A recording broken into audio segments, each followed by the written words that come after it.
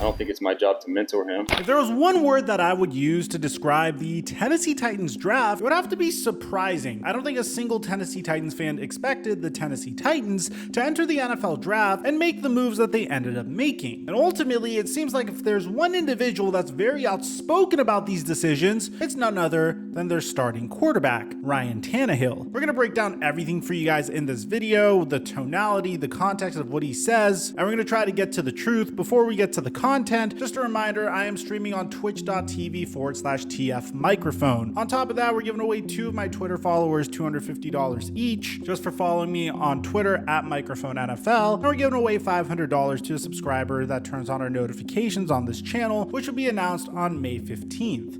Now that we get all that out of the way, break!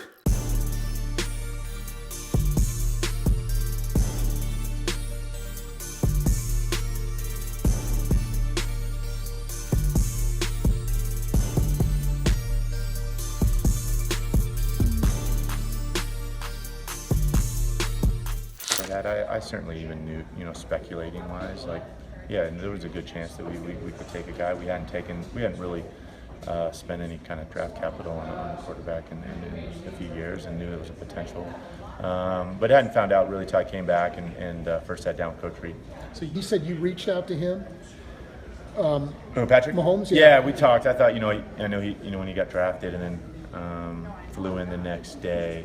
I knew he was obviously going to get, thrown to you guys.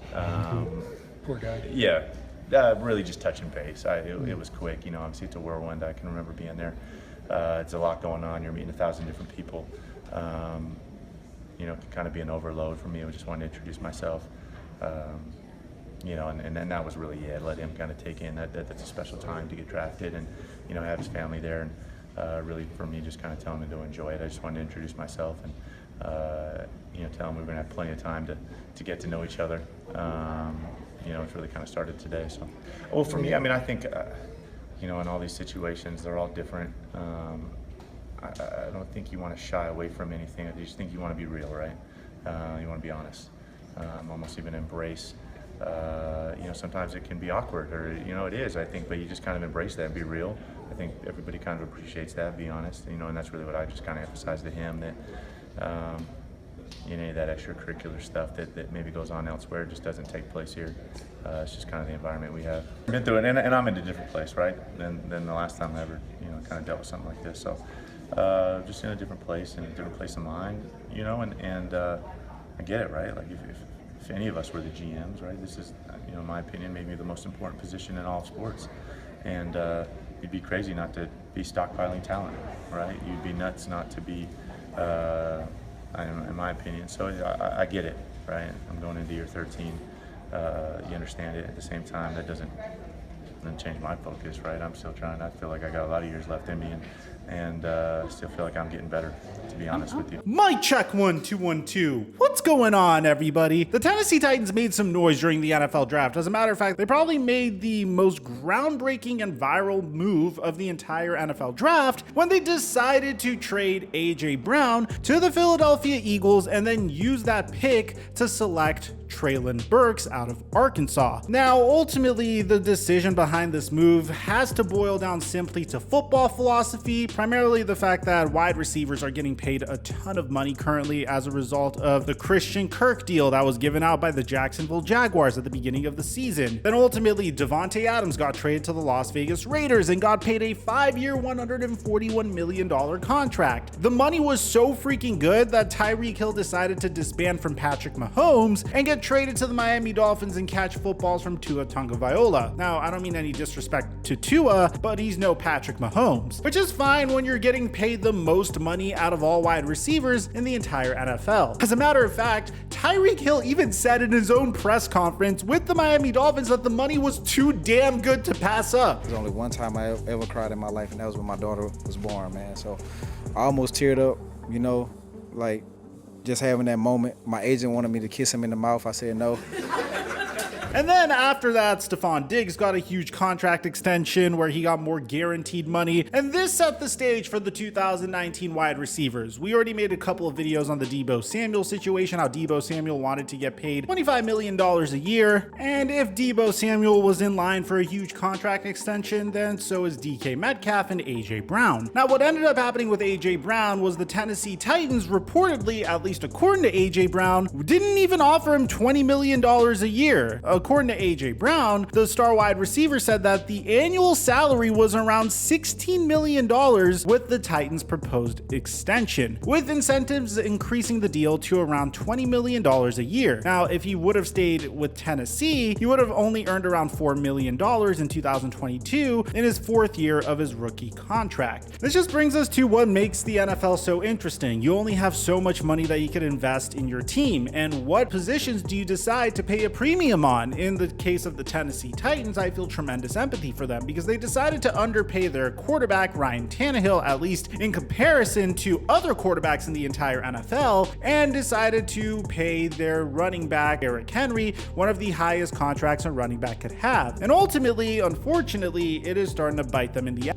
Derrick Henry didn't look like the Derrick Henry of old this past year. He started dealing with injuries. Hopefully this isn't going to be the norm because I obviously would love to see the running back become a premier position in the NFL. I think that would be pretty cool. But currently, at least based off of what we're seeing recently, paying your running back this sum of money just never works out for the team. And you saw it with the Dallas Cowboys earlier on in the offseason. The Ezekiel Elliott contract came back to bite them in the in a horrible way. Tony Pollard had a significantly better season than Ezekiel Elliott, and Ezekiel Elliott is the one eating into the Dallas Cowboys salary cap the most. As a result, the Dallas Cowboys had to trade Amari Cooper for a 6th round pick this year. I really wish they would have waited some time before making that decision because after seeing what these other teams got for star wide receivers, I'm not saying that the Amari Cooper trade would have been the same thing because obviously Amari Cooper came with the cap hit that the Cowboys were trying to get out of, but regardless, I still feel like they could have gotten a little bit more in that instance. But I digress. As a result, the Tennessee Titans just launched into a, I guess you could say, not even a rebuild, but a little bit of a retool. And we've seen in the past situations like this work out for them. For example, when the Minnesota Vikings traded Stephon Diggs to the Buffalo Bills and ended up drafting Justin Jefferson. That was a win-win for both sides. Justin Jefferson doesn't command nearly as much money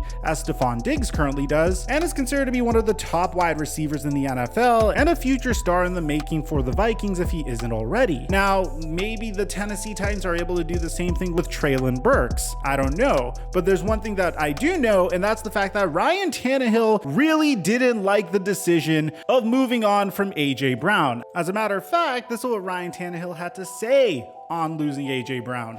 Professionally, it hurt. Top target, heck of a football player. Made big plays for us consistently over the last 3 years. Personally, it hurt. AJ's a good friend. Have a lot of great times, great memories on and off the field with him. Not being able to see him on a daily basis is going to be different. It's going to be hard. I'm happy to see him, get what he wanted, but at the end of the day, it hurts. But at the same time, it seems like Ryan Tannehill is at least kind of at peace with the fact that the Tennessee Titans drafted Treylon Burks to replace AJ Brown. Treylon, the night of the draft, didn't hear back from him. Ended up calling him the next day and having a conversation with him, or Sunday maybe, and Saturday having a conversation with him. Yeah, I think obviously he's big, he's strong, he's tough, he's physical. They're just talking to him, he's excited, he wants to work.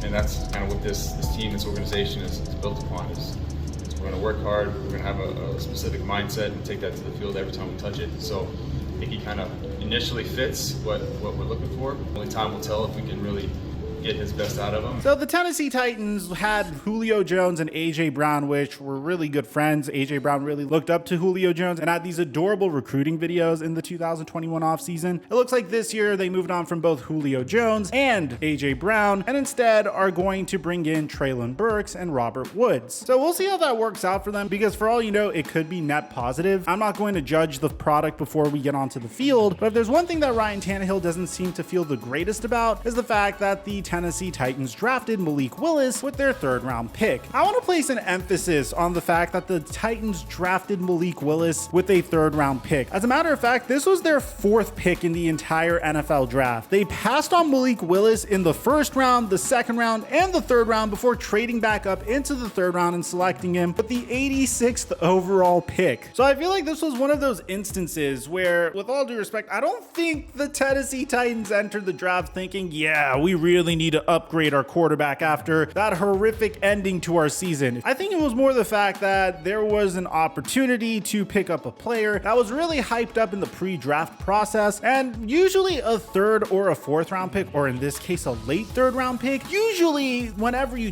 draft a player with such a pick, you're conveying the message that, hey, this is a player that we want to have on our team to at least develop for the future. He's not necessarily someone I would throw under center, unless if you happen to be the Seattle Seahawks and you brought in Matt Flynn and you have him compete with Russell Wilson during Russell Wilson's rookie year, and Russell Wilson absolutely destroys Matt Flynn in every quarterback competition. If that happens with Malik Willis and Ryan Tannehill, then maybe you see Malik Willis taking over for the Tennessee Titans. Now, Ryan Tannehill had this to say, and this was a very viral moment from Ryan Tannehill in this press conference. I'm going to just let the clip play for itself here. We're competing against each other. We're watching the same tape. We're doing the same drills. I don't think it's my job to mentor him, but if he learns from me along the way, then that's a great thing. So this clip is being taken out of context a little bit. No, I don't think this is Brett Favre, Aaron Rodgers part 2. I just feel like this is a man that is a little disturbed by his team's NFL draft. I mean, he lost his #1 target in AJ Brown. You have to understand that Ryan Tannehill's best target in his entire career was AJ Brown. It seems like whenever you're drafting, at least in his head, when you're drafting a quarterback in the NFL draft, it definitely conveys the message that, hey, we might be looking to replace you, or we want to develop someone for the future. 3rd round picks end up washing out of the league all the time. I'm wishing the best for Malik Willis, but I can understand how Ryan Tannehill views Malik Willis as a bit of a threat. Needless to say, I don't think Ryan Tannehill is going to avoid helping Malik Willis, but I don't think he views himself as the equivalent as Alex Smith when Alex Smith mentored Patrick Mahomes, or Jimmy Garoppolo last year with Trey Lance. And I feel like this situation might be significantly different. Let me know in the comment section down below what you guys think about all this, man. Tennessee Titans fans, how do you feel about your draft? I know it could be a very polarizing draft and some of you guys could feel a little conflicted, but I'd like to hear what you have to say. Aside from that, I'm your boy Mike, and I'm dropping our mic until our next upload.